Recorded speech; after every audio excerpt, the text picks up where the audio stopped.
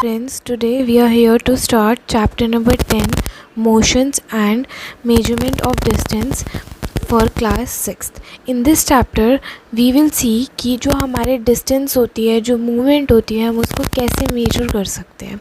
Okay तो पहेली and बूझो दो स्टूडेंट्स हैं आपकी एज के जिन्होंने क्लास में डिस्कस किया कि जब हम समर वेकेशंस पर गए थे तो कुछ बच्चे ऐसे थे जो अपने नेटिव प्लेसेस पर बाय ट्रेन गए, कुछ बाय बस गए, कुछ बाय बुलक कार्ट गए और भी बहुत सारे स्टूडेंट्स हैं जो अलग अलग मीन्स ऑफ ट्रांसपोर्ट से गए थे. जैसे कि एक स्टूडेंट था जो बाय एरोप्लेन गया और कुछ को बहुत टाइम लगा जाने में क्योंकि उसने अपनी फ़िशिंग ट्रिप ली थी अंकल की बोट से. ओके तो अब हर एक को अलग अलग टाइम लगा अलग अलग जगह जाने की वजह से. ठीक है. Teacher asked them to read about the newspaper article that mentions about the small wheel vehicles that moves on the soil of the Mars and conduct the experiment. तो उन्होंने सबने पढ़ा, जो टीचर ने कहा उनको कि एक आर्टिकल पढ़ना है जो कि स्मॉल व्हील्स व्हीकल के ऊपर बेस्ड होगा. ओके मीनवाइल पहेली जो आपकी एज की एक स्टूडेंट है वो एक स्टोरी रीड कर रही थी जिसके अंदर बताया गया था एंशिएंट टाइम के अंदर लोग कैसे ट्रैवल करते थे. सो लेट्स सी कि क्या होता था पहले. वो हम बताएंगे 10.1 के अंदर story of transport. Story of transport basically क्या बताती है कि पहले के टाइम के लोग क्या होते थे, पहले तो बेयर फुट वॉक करते थे, उसके बाद धीरे धीरे करके उन्होंने जो गुड्स कैरी करने वाली होती हैं बुलक कार्ट्स वगैरह उनको बनाया. फिर उन्होंने एनिमल्स का यूज़ किया फॉर ट्रांसपोर्टेशंस. ठीक है. ट्रांसपोर्टेशन के बाद फिर उन्होंने वाटर रूट्स का, बोट्स का, एंशिएंट टाइप के अंदर ये जो बिगनिंग होती है थोड़ी थोड़ी चीज़ें इनको स्टार्ट करा. वुड को बोट की शेप दी, उसके बाद उसको एज अ बोट यूज़ किया शेप देने के बाद. फिर उसके और भी बहुत सारे धीरे धीरे करके एवोल्यूशंस आए जिसकी वजह से उन लोगों ने अपना ट्रांसपोर्टेशन सिस्टम इंक्रीज़ किया. अलग अलग तरीके से उन्होंने इन्वेंट किया कि कैसे कैसे वो लोग मूव कर सकते हैं. एनिमल्स को यूज़ किया बुलक कार्ट को पुल करने के लिए. और उसके बाद जो सबसे बड़ी इन्वेंशन मानी जाती है वो इन्वेंशन थी व्हील की. जब व्हील की इन्वेंशन हुई उसके बाद क्या होता है कि जो ट्रांसपोर्टेशन सिस्टम है वो थोड़ा ज़्यादा इजी हो जाता है. और इन्वेंशन ऑफ स्टीम इंजन जो सबसे पहली ट्रेन बनी थी मींस ऑफ ट्रांसपोर्टेशन की, वो एक बहुत बहुत ही बड़ी इन्वेंशन मानी जाती है क्योंकि उसकी वजह से बहुत सारी चीज़ें हमारी जिसे हम कह सकते हैं ईज़ी हो गई थी. पहले हम सिर्फ या तो ह्यूमंस हम सिर्फ गुड्स को कैरी कर रहे थे, कोई सामान कैरी कर पा रहे थे बुलक कार्ट पे और वो भी थोड़ा थोड़ा करके एट ए टाइम पे. लेकिन ट्रेन के आने की वजह से, स्टीम इंजन के आने की वजह से क्या हुआ कि वो कैरियर्स और रोगर्स दोनों के लिए बन गया कि आप एक ही टाइम के ऊपर कुछ चीज़ें कैरी भी कर सकते हो और कुछ लोगों को भी कैरी कर सकते हो और ज़्यादा अमाउंट के अंदर कैरी कर सकते हो जो आप पहले बुलक कार्ट्स को यूज़ करके नहीं कर पा रहे थे. सो ये एक बहुत बड़ा इन्वेंशन जिसे हम कह सकते हैं कि हुआ था जब हमने स्टार्ट की थी. लेकिन अब तो और भी बहुत सारे हो चुके हैं, जैसे बोट्स हो गई, शिप्स होगी, जो कि अब बिल्कुल ऐसे फैसिलिटेट करते हैं जैसे कि आप होटल्स के अंदर रह रहे हो. तो अब तो बहुत ज़्यादा एडवांस टेक्नोलॉजीज़ आ गई हैं ट्रांसपोर्टेशन से रिलेटेड. पर्सनल कार्स है सबके पास, बाइक्स हो गई हमारे पास, उसके बाद साइकिल्स होगी, उसके बाद हमारा ट्रेन्स का और ज़्यादा ट्रांसफॉर्म होना, एरोप्लेन्स का स्टार्ट होना और भी बहुत सारे जो 20th सेंचुरी के अंदर अगर हम अब देख रहे हैं. ओके सो अब जो मोड ऑफ़ ट्रांसपोर्टेशन है वो थोड़ा ज़्यादा इजी और ज़्यादा एक्सेसिबल हो चुका है लोगों की तरफ कि हम उसको बहुत ईज़िली अपने पास ले पा रहे हैं.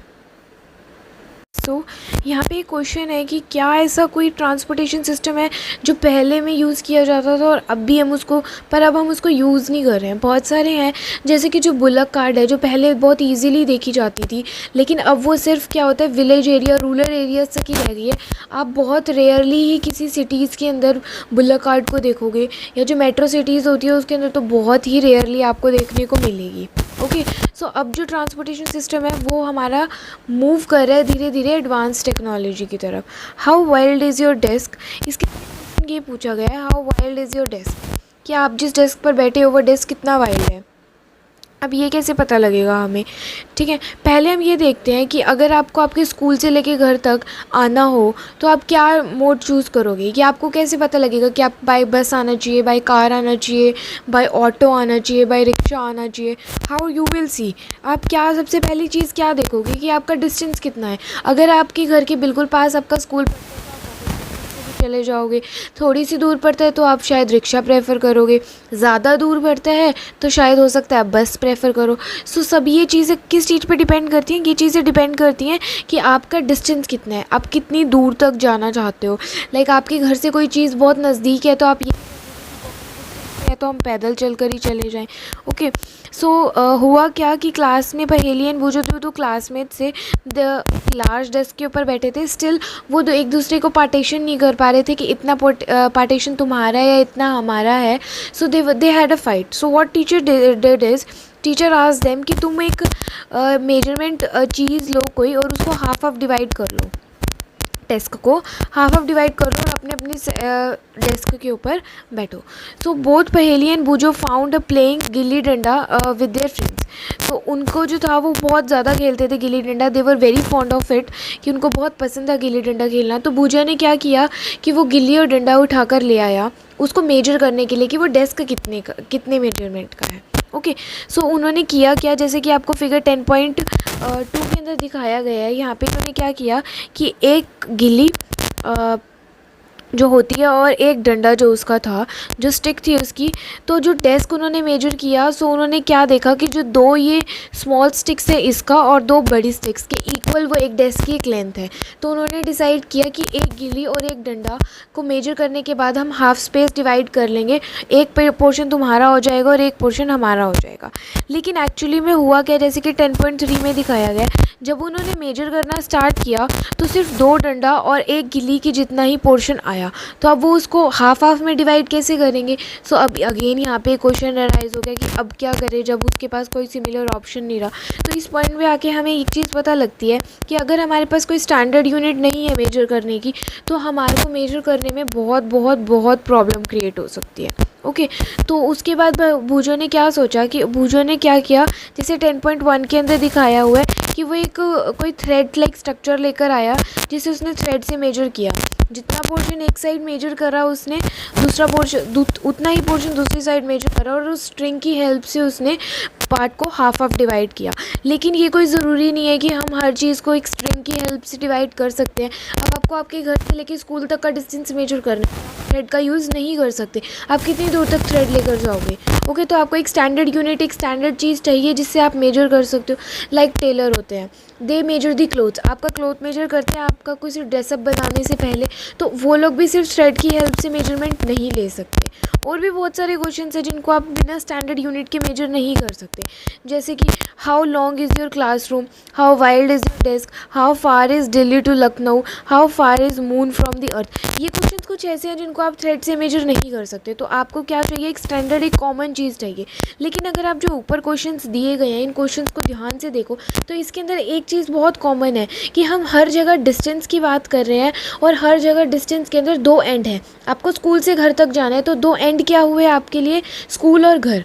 ओके, आपको दिल्ली टू लखनऊ जाना है, दो एंड्स क्या हैं, दिल्ली टू लखनऊ, और उसके बीच में हम क्या मेजर करना चाहते हैं कि उनका डिस्टेंस कितना है।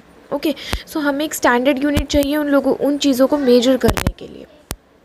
ओके, नेक्स्ट हम चीज़ इसी के बारे में पढ़ेंगे, दैट इज़ सम मेजरमेंट्स। ये कुछ मेजरमेंट्स जिनको हम सीखते हैं।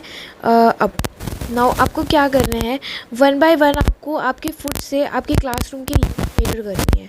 ओके, अब क्लास के अंदर क्या होता है, कुछ बच्चों की हाइट बहुत ज़्यादा होती है, कुछ की कम होती है, कुछ की मिडल में होती है, कुछ का फुट बड़ा है, कुछ का स्मॉल है, हर एक का अलग अलग साइज़ है। तो जब आप लेंथ मेजर करोगे क्लासरूम की तो वो अलग अलग ही आएगी आपके फुट के अकॉर्डिंग। सो आपको क्या करना है, एक्टिविटी 1 के अंदर टेबल 10.1 दी गई है, measuring the length and the breadth of the classroom. आपको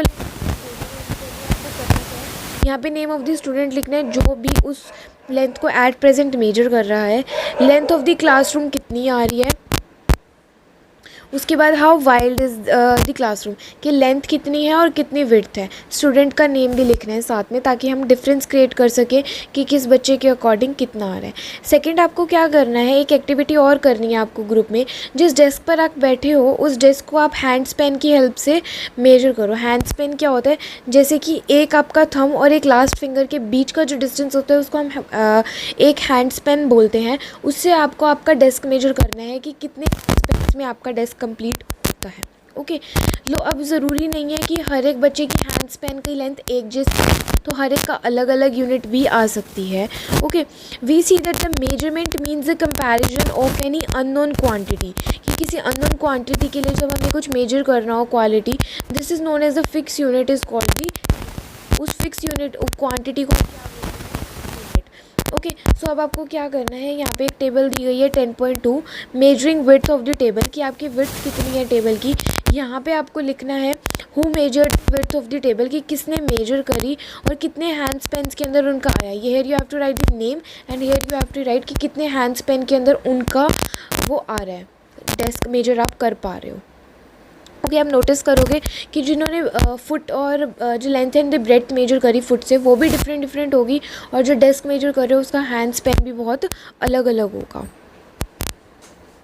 okay, there will not be any standard unit, जिसकी वजह से आप ये बता पाओ कि क्या स्टैंडर्ड ही, कि एक स्टैंडर्डाइज यूनिट क्या है, जिसकी वजह से आप बता पाओ कि हर एक का इक्वल चीज़ है। सो आपको कोई एक स्टैंडर्ड यूनिट चाहिए उसको मेजर करने के लिए।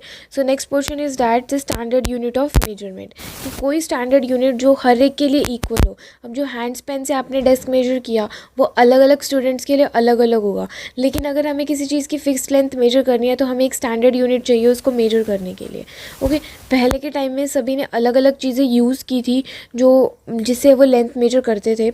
जैसे कि सबसे पहला आता है इंडस वैली सिविलाइजेशन के अंदर जो यूज़ हुआ था, उन्होंने एक ज्योमेट्रिकल कंस्ट्रक्शन दी थी, लेकिन पहले उन्होंने क्या स्टार्ट किया था, एल्बो से लेके फिंगर टिप तक के लिए यूज़ करते थे जो लेंथ मेजर करने के लिए होता था।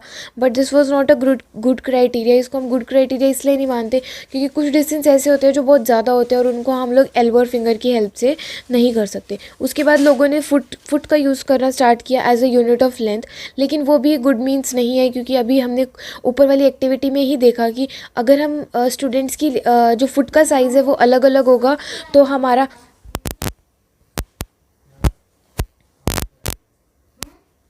ये गुड मेजरमेंट नहीं माना जाता। उसके बाद क्या आता है कि पहले लोगों ने क्या यूज़ करना स्टार्ट किया, फिंगर और फिस्ट को भी यूज़ किया था मेजर करने के लिए, कि एक फिंगर टू फिंगर्स, फिस्ट का भी यूज़ किया जिनको हम मुट्ठी बोलते हैं, कि किसी चीज़ को मेजर करने के लिए। जो ये फिस्ट का यूज़ करा जाता है मोस्टली क्वांटिटेटिव के लिए यूज़ किया जाता है, जब हमें कोई चीज़ केजीज़ वगैरह में वेट करनी हो तब इसका यूज़ किया जाता था। पर ये कोई एक गुड क्राइटेरिया नहीं था, क्योंकि हर एक के लिए ये लेंथ या वेट अलग अलग आएगा। उसके बाद क्या हुआ कि एक फ्रेंच थे जिन्होंने एक स्टैंडर्ड यूनिट को मेजर किया, जिन्होंने नाम दिया था मैट्रिक सिस्टम, जिसके अंदर एक इंटरनेशनल सिस्टम ऑफ यूनिट्स है, जिसको हम ऐसा यूनिट बोलते हैं अब, कि उन्होंने एक स्केल बनाया जो कि यहाँ पे फिगर आपको 10.6 के अंदर दिख रहा है, जो रूलर स्केल है आपकी ज्योमेट्री बॉक्स के अंदर 1 to 15 सेंटीमीटर का भी मिलता है।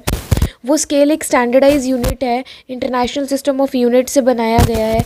वो हर एक के लिए यूनिवर्सल है, सभी के लिए सेम होगा। उसकी जो क्वांटिटीज़ है वो कैसे मेजर की जाती हैं, कि जो 1 मीटर है वो 100 सेंटीमीटर्स के इक्वल होगी, वो 100 सेंटीमीटर्स 10 मिलीमीटर्स के इक्वल होगी, 1 किलोमीटर 1000 मीटर्स की इक्वल होगी। ये एक के लिए ऐसा नहीं है, ये सभी यूनिवर्सली सभी के लिए ये स्केल एज इट इज़ रहता है। करेक्ट मेजर ऑफ लेंथ, कि अब हम सही तरीके से मेजर कैसे कर सकते हैं। अब जो ये स्केल का यूज़ है ये बहुत ज़्यादा यूज़ आता है, आप लोग ज्योमेट्री के अंदर, मैथ्स के अंदर यूज़ करते हो, साइंस में बहुत सारे एक्सपेरिमेंट्स होते हैं जहाँ पे हम यूज़ करते हैं।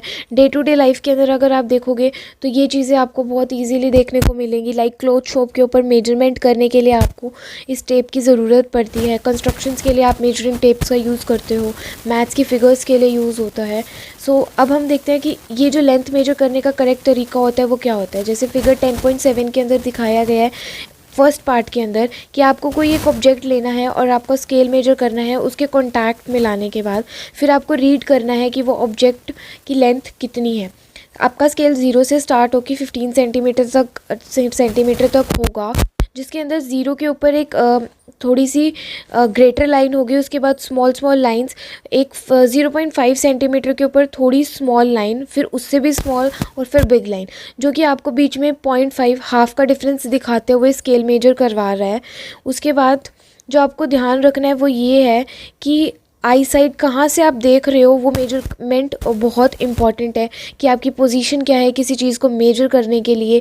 कि अगर आप कोई इस पॉइंट से देखेगा उसके लिए मेजरमेंट अलग होगी, इस पॉइंट से देखेगा मेजरमेंट अलग होगी, या सेंटर से देखेगा तो मेजरमेंट अलग होगी। सो आप किस डायरेक्शन में खड़े हो ये चीज़ भी आपके लिए बहुत इंपॉर्टेंट है। जैसे कि आपको फिगर 10.9 के अंदर दिखाया गया है, यहाँ पे ABC 3 स्टूडेंट्स आर स्टैंडिंग, जिनका एक स्केल मेजरमेंट हो रहा है एक ऑब्जेक्ट के कॉन्टैक्ट के अंदर। जो ए स्टूडेंट है उसके लिए शायद डायमेंशंस अलग हो सकती हैं, सी वाले के लिए अलग हो सकती हैं, और बी जो सेंटर में है उसके लिए डायमेंशंस अलग हो सकती हैं, बिकॉज ये लोग अपनी डिफरेंट डिफरेंट पोजीशंस के ऊपर स्टैंड कर रहे हैं।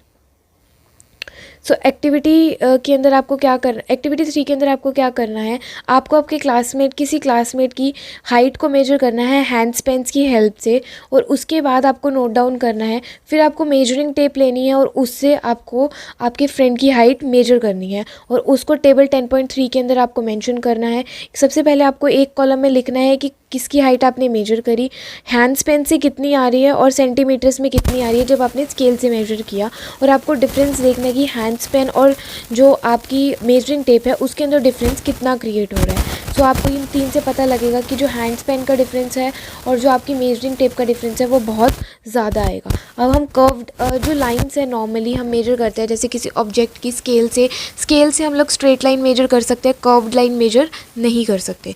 सो अगर आपको कर्व्ड लाइन मेजर करनी है तो आप क्या यूज़ करोगे, वो आपको एक्टिविटी 4 बता रही है। एक्टिविटी 4 10.10 के अंदर देखो, आपको अगर एक कोई कर्व्ड चीज़ मेजर करनी है तो यहाँ पे थ्रेड का यूज़ किया गया है कि उस थ्रेड को एक पॉइंट ए से लेके एक पॉइंट बी तक आपको वो लाइन उस कर्व के अलोंग लेके जानी है, और बाद में उस लेंथ को मेजर करना है मेजरिंग टेप से, जिससे आप मेजर कर सकते हो कि कर्व लेंथ कितनी है।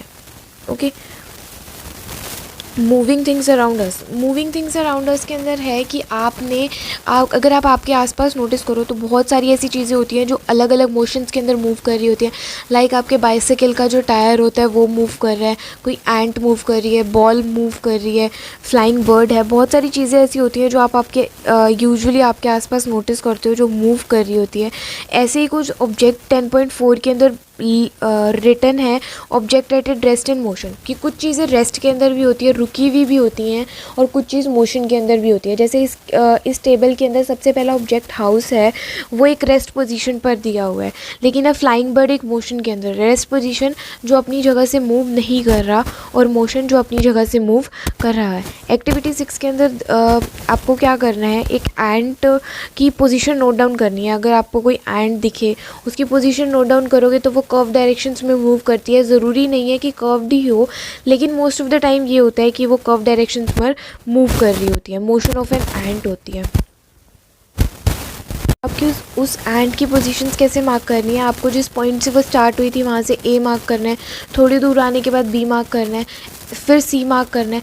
थोड़ी दूर तक आप लेंथ मेजर करोगे तो वो शायद कर्व्ड एरिया के अंदर ही आएगी। ओके, और भी बहुत सारी चीज़ें होती हैं मूव करने की जिनको आप पॉइंट वाइज मूव या फिर पॉइंट वाइज मेजर नहीं कर सकते, तो उनके लिए डिफरेंट डिफरेंट मेथड्स होते हैं जो हम यूज़ करते हैं किसी मूविंग ऑब्जेक्ट के लिए मेजर करने के लिए। अब मोशन कोई एक टाइप का नहीं होता, मोशन डिफरेंट डिफरेंट टाइप्स के होते हैं। लाइक जो सोल्जर्स की ड्रिल होती है वो सिंगल मोशन के अंदर होती है, लेफ़्ट राइट फॉर्म के अंदर। हमारी जो कार्स व्हीकल्स की मूवमेंट होती है वो लेफ़्ट राइट डायरेक्शंस के अंदर होती है, और जो विंड मिल होता है उसकी एक पर्टिकुलर डायरेक्शंस होती है, फ़ैन की एक पर्टिकुलर डायरेक्शंस होती है, वो एक पर्टिकुलर मोशंस के अंदर मूव करते हैं।